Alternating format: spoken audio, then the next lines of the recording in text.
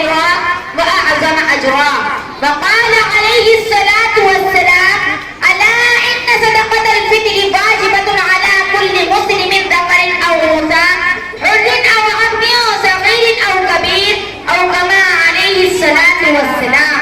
یاد رکھ سکندر کے حوصلے تو عالی تھے، یاد رکھ سکندر کے حوصلے تو عالی تھے، جب گیا دنیا سے دونوں ہاتھ خالی تھے. میری پیاری ماں اور بہنوں، ابھی ابھی قرآن عظیم کی جو آیت تلاوت کی گئی ہے اس کا ترجمہ یوں کہا جاتا ہے کہ نماز قائم کرو اور زکوٰۃ ادا کرو اور اللہ کو قرض حسنہ دو، اور جو کچھ بھلائی میں سے بھی اپنے آگے بھیجو گے تو تم اس کو اللہ کے پاس پاؤ گے اور وہ بہتر اجر عظیم ہوگا. حاضرات، زکوٰۃ ہو یا پھر صدقہ فطر ہو یا پھر صدقہ واجبہ ہو، مساکین و غربا اور فقراء محتاجوں کا حق ہے. اے وارثان توحید، اللہ تعالیٰ فرماتا ہے: ان اللہ یأمرکم ان تؤدوا الامانات الی اہلہا. بے شک اللہ تعالیٰ حکم کرتا ہے اس بات کا کہ امانتیں والوں کو کی امانتیں پہنچا دو. جس طرح آج اپنے حق طلبی کے لیے حکومتوں یا عدالتوں کا سہارا لیا جاتا ہے، کل اسی طرح قیامت کا دن ہوگا. غربا، مساکین و فقراء حشر کے میدان میں جہاں اولین و آخرین کا اجتماع ہوگا، مالدار لوگوں کو گریباں گھسیٹتے ہوئے لائے جائیں گے اور غریب لوگ اللہ سے شکایت کریں گے: یا الہ العالمین، یہ وہ ظالم انسان ہے جس نے دنیا میں میرا حق مارا تھا. یا الہ العالمین، اب اس سے میرا حق دلوا دیا جائے. اس وقت مالدار لوگوں کی نیکیاں ان غربا کے حوالے کر دی جائے گی. غور کرو کتنا بڑا گناہ ہے کسی غربا اور مساکین کے حق مارنے کا. اللہ تعالی ہم سب کی سے حفاظت فرمائے. یہاں تک کہ فرما دیا گیا ہے کہ عرش و کرسی سے بڑا گناہ ہے بخل سے کام لینا. حضرت عیسیٰ علیہ السلام کے زمانے میں ایک بخیل تھا جو لوگوں میں ملعون اور بخیل سے مشہور تھا.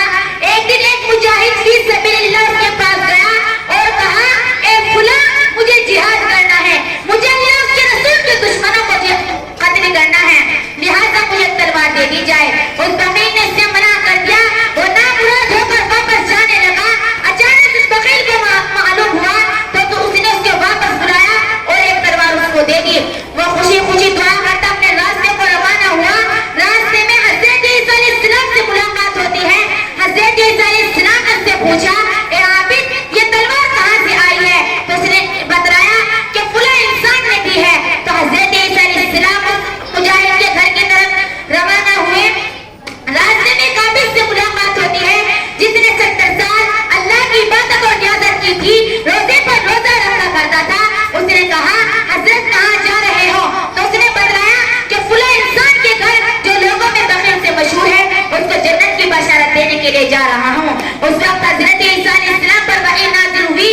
اللہ تبارک و تعالیٰ نے فرمایا: اے عیسیٰ، اس مجاہد سے کہہ دیجئے کہ اس بخیل کو جہاد میں فی سبیل اللہ میں تلوار صدقہ کرنے سے جنت دے دی گئی ہے، اور اس عابد سے کہہ دیجئے کہ اس کو فخر اور تکبر کی وجہ سے اس کی جگہ میں کر دیا گیا ہے.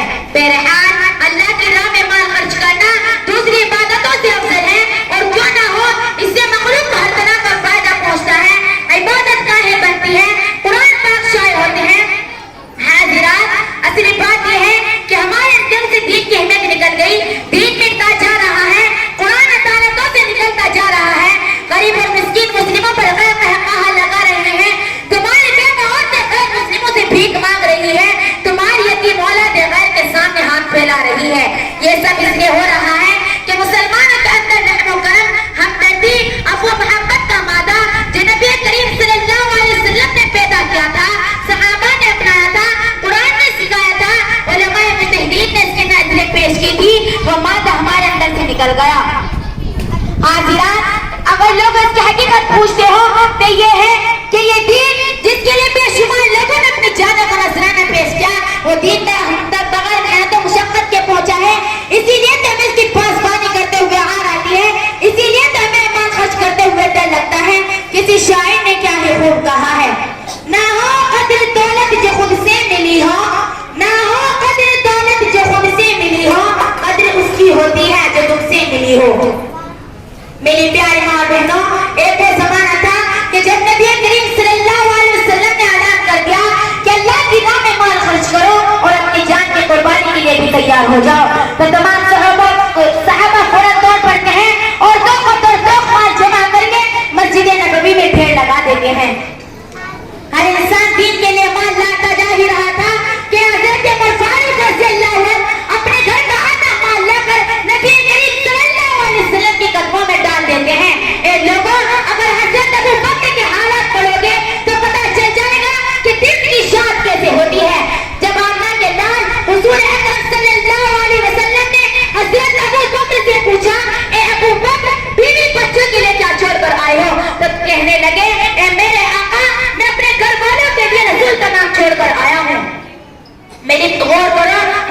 اسلام کے نام لیوا ہیں، دعوی اسلام میں پیش ہے، لیکن جب مال خرچ کرنے کی باری آتی ہے تو طرح طرح کے ہیلا بہانے تلاش کرنے لگ جاتے ہیں، کہتے ہیں کہ آج دیں گے کل دیں گے۔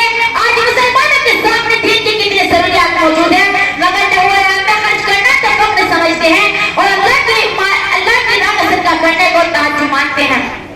یہ قوم کی بدنصیبی ہے۔ میری پیاری ماں بہنوں، حضور اکرم صلی اللہ علیہ وسلم نے فرمایا کہ جس شخص کو اللہ تعالیٰ مان دے اور اس نے اس کی زکات نہ دی ہو تو قیامت کے دن وہ مال ایک زبردست اژدہا کی شکل میں بنا دیا جائے گا جس کے دو جبڑے ہوں گے۔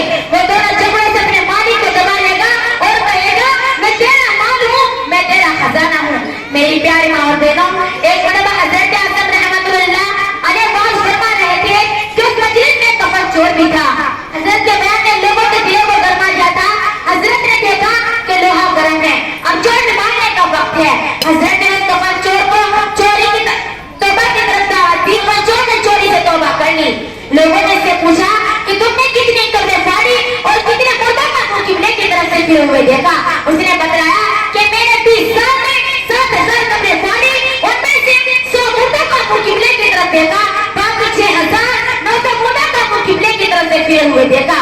اللہم احفظنا حاضرات، یہ نتیجہ اللہ کی راہ میں خرچ نہ کرنے کا ہے۔ ہمیں اللہ کی راہ میں خرچ کرنے میں کوئی بخل سے کام نہیں لینا چاہیے۔